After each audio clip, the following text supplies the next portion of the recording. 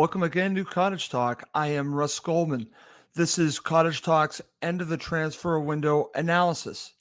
Did Fulham improve from last season? I'm going to go through all of the players coming in, talk about some that went out, and I'll be asking that question to myself at the end of the show. Did Fulham improve? Are they better? Are they worse? Or did they stay the same? That answer will be given, like I mentioned, the second half of the show, probably closer to the end. But I have a lot to talk about before that. As always, please do subscribe on YouTube and Apple Podcasts. It does help other Fulham supporters find us. So where do we start? I think it's pretty obvious. We have to start with the Palhinha saga that went over the last couple of days of the transfer window. And what's interesting about this is that, call me naive, I did not see this coming with Palhinha. We've seen him linked to West Ham this summer, maybe some other clubs in the Premier League, and it just seemed like this was not going to happen, that he would be a Fulham player. Nothing would change that. Then we get to the end of the transfer window, and I saw the speculation with a link to Bayern Munich. Now, obviously, Bayern Munich is who they are. They are a club that will contend for a Champions League title. Let's call it what it is. That's how good they are. They're on that level. Real Madrid, they're on that level. So you have to take that seriously. But for whatever reason, I didn't take it seriously enough because I just thought it was the end of the window. It's too late. Nothing's going to come of this. Well, I was wrong, because obviously what transpired after that was a crazy couple of days as a Fulham supporter. So first things first, the interest was one thing. But then when you start seeing the speculation that Palhinha wants to go, that's when things get real. And then you see, going back and forth with more speculation, that it looks like it could be on the way to happening, but Fulham would need a replacement. You're seeing all the reports in Germany really going full force on this, that it made it look like this was more likely than not to happen. And I'm going to back that. It was more likely than not, because the player wanted to go. However, Fulham did something that they needed to do. They needed to protect themselves. Regardless of how this all turned out, the fact that they needed a replacement was the right thing to do. So that was the last part of this, and it was a huge part of it. They could have agreed on a fee.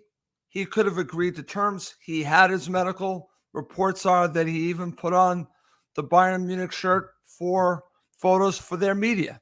All of that probably was on the way to happening, that it looked like it was going to happen. That's the way it was going. It was going in that direction. However, the reports that we were seeing from Germany, also from Fabrizio Romano, were that a green light was not given. You would see that term, green light was not given. They were waiting for the green light from Fulham, and that involved a replacement. So I've seen several reports that Fulham were trying. I've actually got one myself, that they legitimately were trying to coordinate this situation, but a replacement was needed. They were trying to accommodate Palhinha, which for me, I wouldn't have done it. I would have kept him. I would say, listen, you're under contract. That's me. But it seems like Fulham were trying to accommodate the player.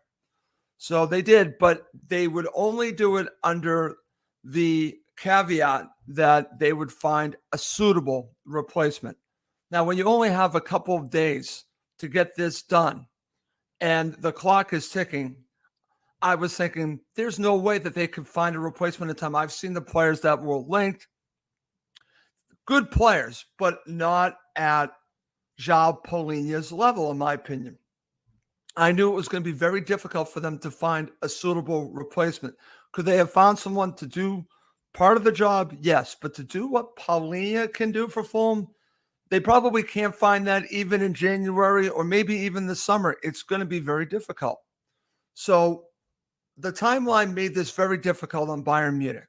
Fulham are getting a lot of blame for this, and they shouldn't be, because they actually did the right thing by protecting themselves and not allowing him to go. The argument is, should you have let him go for the medical and do all of that? Again, I give them credit for trying to accommodate the player, but they were protecting themselves. So it was this very weird back and forth because the players probably thinking, I'm talking about Palhinha, well, I have a deal here. I'm going through the medical, but he had to have known that this was not going to happen unless they found a replacement. They didn't. Their window closed, and he comes back to Fulham. And I've seen all the reports and all the Bayern Munich supporters going crazy, basically saying, why didn't you just let him go? I've even seen some say, well, you had more time in your window. Why didn't you just sign someone? Because you know what? Fulham come first before João Palhinha. They needed to put the club first. They were trying to accommodate him, but they put themselves first by not allowing him to go without a replacement. That was the right thing to do. That was the absolute right thing to do. He will come back. There will be talk about January, and I've already laid this out. If I'm Fulham, and if the situation is they are comfortably mid-table and they want to accommodate him again, I understand that. But if they are fighting for Europe, or if they're in a relegation battle, I wouldn't do this. I would not sell him in January. I would then have this looked into this summer. Also, in my opinion, this is just me speaking. If I'm in charge, and this is why I shouldn't be in charge of Fulham Football Club, I would never sell him to Bayern Munich. I wouldn't give the player's agent, Bayern Munich, what they wanted, the way that they have disrupted the end of the transfer window. I wouldn't do it. I would sell him to another club. Maybe I'm a little bit spiteful that way. That's just me. I'm just saying that's what I would do. That's why I shouldn't be in charge of Fulham Football Club, because I deal with emotions too much. And sometimes you have to get emotion out of it and think of it more of business sense. So maybe business-wise, I would not be doing the right thing. That's why I shouldn't be in charge of Fulham Football Club. But I'm just telling you what I would do. I wouldn't sell him to Bayern Munich at all now. I just wouldn't do it. I love João Palhinha as a player. Don't get me wrong. I love him as a player. I expect him to be a professional and play for Fulham Football Club moving forward. And we'll see how this goes. But he signed a contract. That's that. And I will look forward to seeing him playing for Fulham Football Club. And we'll see where it takes us in January and maybe this summer. But in the end, this saga was messy. This saga left a lot of bad taste in many people's mouths. But in the end, he's back where he should be, and that's with Fulham Football Club, because he signed a contract and they did not find a replacement. So in the end, it worked out the way it should have for Fulham. He shouldn't have gone without a replacement. So for those who say just let him go, you're wrong, because you don't care about Fulham Football Club. I do. And they would have been in a relegation battle if they did not find a replacement. They probably would have been relegated, or will be relegated if they decided to just sell him without a replacement. That would have been dumb, would have been stupid. So Fulham are a lot of things. One is not stupid, in my opinion. They're not stupid, because that would have been stupid. So for all the Bayern Munich supporters who are just angry at Fulham, you should be angry at your own club, because they only came in for him with 48 hours to go. If there was more time to do something, then maybe something could have happened. But they did not have enough time between all parties. So if there's anyone to blame on this, it's Bayern Munich, not Fulham Football Club. They actually did the right thing. The shoe's on the other foot. Would you want Bayern Munich to sell your best player without a replacement? I think not. Just think about that. Play it both ways. Fulham did the right thing here in the end. It's painful. It'll be a painful time now. We'll see how he reacts. We've seen the Instagram post that's now been taken off from João's brother, who's his agent, talking about all of this stuff with Bayern Munich. I thought it was very disrespectful to Fulham Football Club. So that's now been taken off. He deserves criticism for putting that out. He didn't need to do that.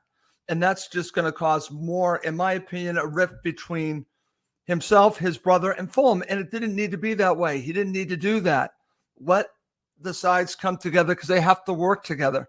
And that Instagram post probably made it a little bit harder. So I'm glad that he took it down, João's brother, but I wish he didn't put that up, because that just adds another bad taste to this whole thing. We understand the situation. He just didn't need to do it.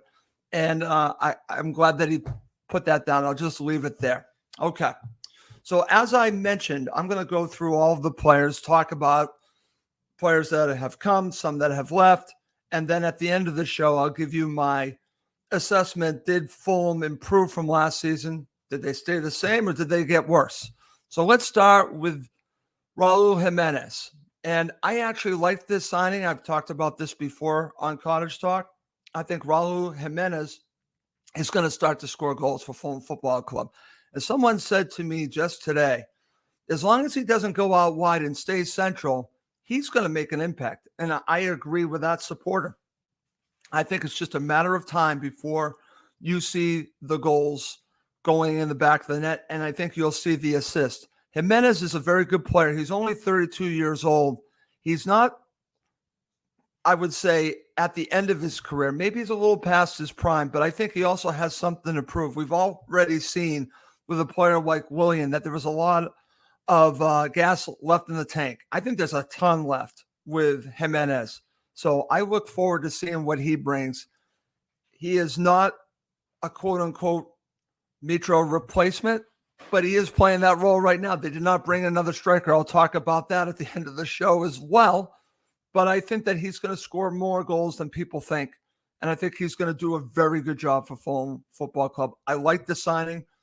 Not a lot of money. I believe it was £5 million. So economically, it makes sense. And you got a player that has a little chip on his shoulder. And I always like that. So I really like the signing of Raul Jimenez. Let's move on to Calvin Bassey. And I think this is actually potentially going to be an upgrade. Now, nothing against Tim Ream. Tim Ream is showing he can still play at a high level, but eventually you're going to move on. And Calvin Bassey, I think, will be your starting center back on the left, and then you're going to have Diop on the right. That's what I think is going to happen. I think eventually you will see Tim Ream being phased out a little bit. He can still start, but I think Bassey is the future, and I think he will be an upgrade. Younger, he's obviously really aggressive, has, something to really offer Fulham that's a little bit different, I think, at the center back position. He's very good with the ball at his feet, but he's also very physical. So for me, this is an upgrade, and I like the fact that Fulham brought in Calvin Bassey. That's one to watch for hopefully now and into the future. Here's an interesting one because we know that Fulham needed wingers, and they brought in Adama Traore on a free. Now, Fulham lost Manor Solomon. I think Manor Solomon will realize very quickly that the loss is actually going to be more on him because I think he won't do as much with Spurs as he probably thought he would do. I think he made a mistake, but he leaves. And in comes Adama Traore. And what's interesting about him is he's really exciting to watch. And I've already watched him play in the cup match. And the one thing that I think that I watched there that pretty much reigned true from whenever I've watched him is that power, strength, he has all that. Decision-making, okay, not the greatest, okay, but his end product is just not what you would want it to be. And I think that's the reason why he has not progressed the way that maybe he should have. But Adama Traore has so much to offer Fulham Football Club with that pace, with that strength. He is going to be an asset. Will he be a starter? Right now, I'm going to give it to Harry Wilson, but Adama Traore is going to give him competition.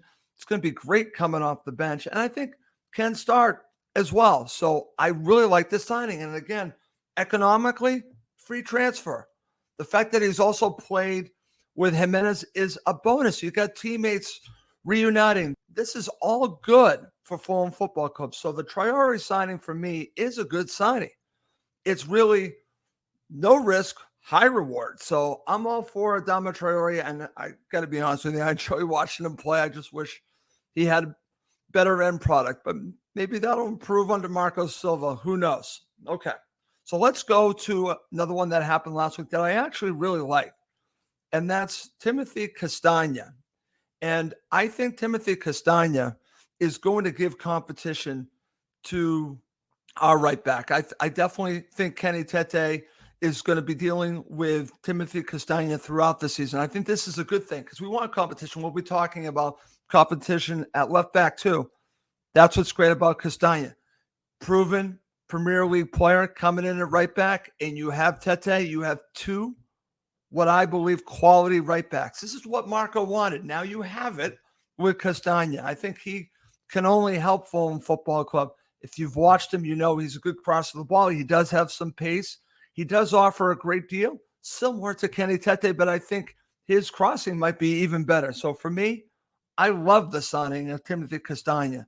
Basically, the signings I'm talking about, I truly believe I have really no issues with. I want to say these are good quality signings. I think that's going to be the theme when I go through all of these signings.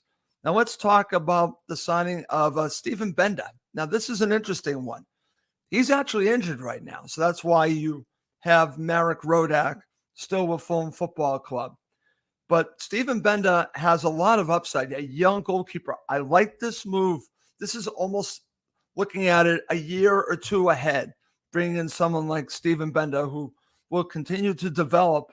And then you have a decision to make with Marek Rodak, and that's a good thing. Competition is great, but Benda is right now coming off of an injury, still working off on it. So that's why Rodak is still there. I like bringing in a player that you can develop for the future. And that's what Benda is, because we all know that your number one goalkeeper is Bernd Leno.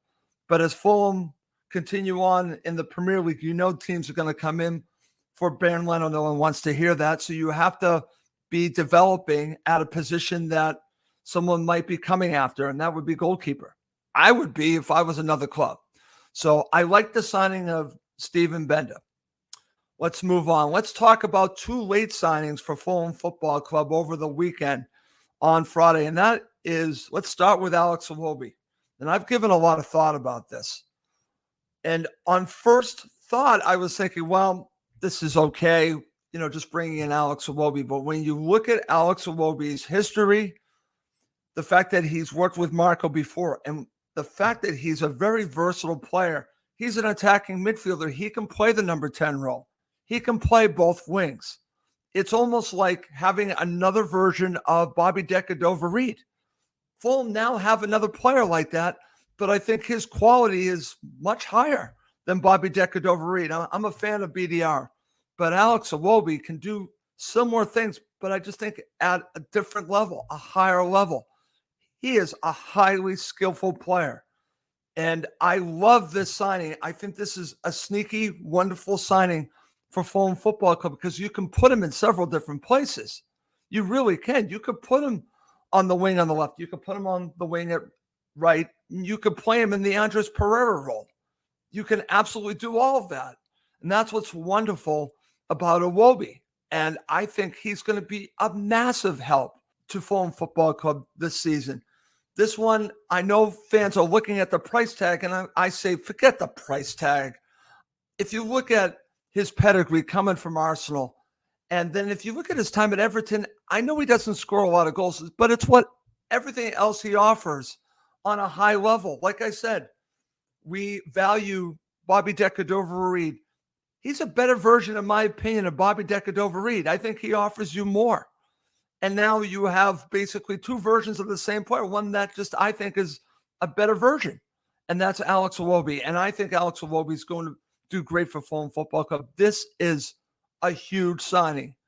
With all of the situation at the end of the window, this is the one that, for whatever reason, flies under the radar because he had his medical early in the morning. It wasn't released until the end of the day, so there was talk maybe things were falling through. It didn't fall through. It actually all came in the end to him being a Fulham football player. And if you look at his interview with the club, what I like about this is that he talks about that he was sold on Fulham because of the ambition of the manager, Marco. That's what sold him on Fulham Football Club. I'm going to be talking about that at the end of the show because I think that's something that we're going to have to keep an eye on. Because I believe Marco's ambition is a lot higher than maybe most think. I think he is looking towards not just Europe, getting into Europe, but little higher up than that. Not just like Europa League. I think he's looking beyond that. And that's the type of manager that I want. But that's also what makes this window a little bit disappointing, and I'll share my thoughts on that at the end of the show. Okay, but I am thrilled about the signing of Alex Iwobi. I think this is a wonderful signing. Okay, so now let's talk about the one that actually happened very, very late, and that's the signing of on loan from AC Milan, Foda Ballatore, left back. Now, what's interesting about that is that Fulham have been linked to him all summer. He's on a season-long loan. Here's a player that actually has a lot of skill. He's got some very good pedigree in him, and he has a lot of pace. He will challenge Jedi on the left-hand side. So now you have competition at both fullback positions. That's what you wanted. That's what you absolutely wanted. So for me, that's wonderful news to bring in this player, again, on loan, nothing really to lose here, and he'll just give more competition and depth to Fulham Football Club. Like the signing here, I don't see anything wrong with Fulham signing Foda Ballatore. I don't see anything wrong with it, and I want to welcome him along with the other players to Fulham Football Club. Okay, before I finish up and we talk about did Fulham improve from last season, I want to talk about something that I also think flew underneath the radar. And I think this is two positives. So there were two situations that flew under the radar. One is that Fulham did not sell Tosin Adarabioyo. He's with Fulham right now. So I wanted Fulham to get another center back. So that's why I wanted another player. I talked about I wanted 4 to 5 players at the end of the window. That's the reason why I was factoring on selling Tosin. They did not sell Tosin, so he's back in the fold. He's a Fulham player. He will play for Fulham. So let's invite him back in, regardless of his thoughts on Fulham. Wanting to leave is pretty obvious, but he's back in Fulham. He'll be a professional. He'll play. And again, that's more depth to Fulham Football Club. Tosin is still in the fold for Fulham Football Club.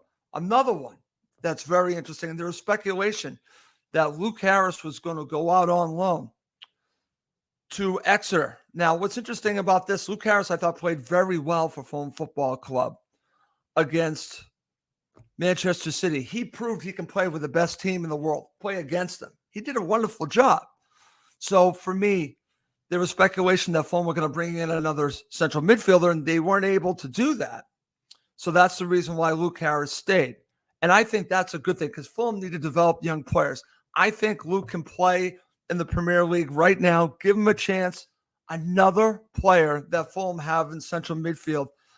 He's now shown that he can play against a team like that. He can now play each and every week off the bench. Luke Harris, part of the Fulham side right now. I think that's a wonderful thing that many aren't talking about. I know fans probably wanted him to get some experience going out to Exeter, but I think right now he might be best being with Fulham because Fulham might need Luke Harris.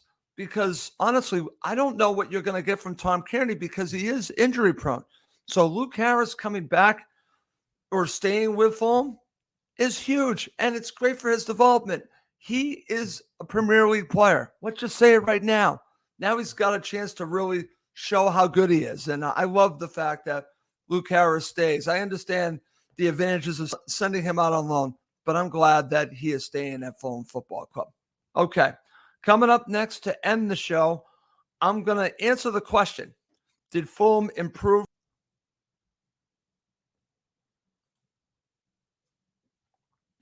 Okay, to end this show of Cottage Talk, the question is, did Fulham improve from last season?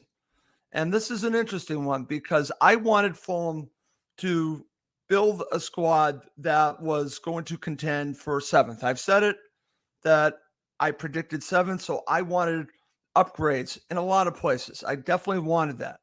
So the question is, did Fulham improve from last season? Did they stay the same or did they get worse? So let's factor in one major thing before I answer that question. The Mitro loss is still a hard one to replace. I have to start there. I think they were able to replace Manor Solomon. Mitro the jury's still out because we don't know exactly how many goals you're going to get from the combination of Raul Jimenez, Carlos Vinicius, and Rodrigo Muniz. What's interesting about Muniz is that I almost feel like Muniz has jumped ahead of Carlos Vinicius. I find that interesting. But I think based on the cup match that I watched, I think you've seen some improvement. So I think this is a good thing for Fulham Football Club that they now have these three players, but the loss of Mitro is massive. Let's not sugarcoat that. It is huge. So we're going to have to see how this all plays out. But that's one of the reasons why my stance is this. Did Fulham improve from last season? Did they stay the same or did they get worse? I don't think they got worse. I don't think they improved because I think they needed to add more quality players of the level of Palhinha. Bassi might be, maybe Iwobi is, but I think they needed to add 2 or 3 more. Plus, they also needed to replace Mitro, and the jury is still out on that because I don't think that they have, honestly. Well, they didn't bring in a player. They actually did not bring in a player. So they didn't do that. So something tells me they did not get better. So I would say basically based on the players that they brought in, I think with the quality that they brought in, and that's the thing about it, the players that they brought in are high quality players. I don't think Fulham got worse. I don't think they got better. I think they stayed the same. And I think that is my disappointment. I wanted Fulham to kick on. This was a wonderful opportunity. They didn't do that. So I think that they stayed about the same. And that is too bad. Let's see if they can improve in January. But for me, I looked at this as an opportunity to really spend some money, upgrade everywhere, as I wanted them to do. Instead, I think they pretty much stayed where they were from last season. They're a good quality team that will probably end in the top 10. I don't think I'm going to get my desire of 7th, but I think they're going to be in the top 10. I truly believe that. I think it's good enough. We'll see if I'm right. Okay. Well, that's going to do it for this episode of Cottage Talk. As always, please do subscribe on YouTube and Apple Podcasts. It does help other Fulham supporters find us. Well, that's going to do it for this episode. My name is Russ Goldman. Thank you as always for watching and listening to Cottage Talk, part of the talkSPORT Fan Network.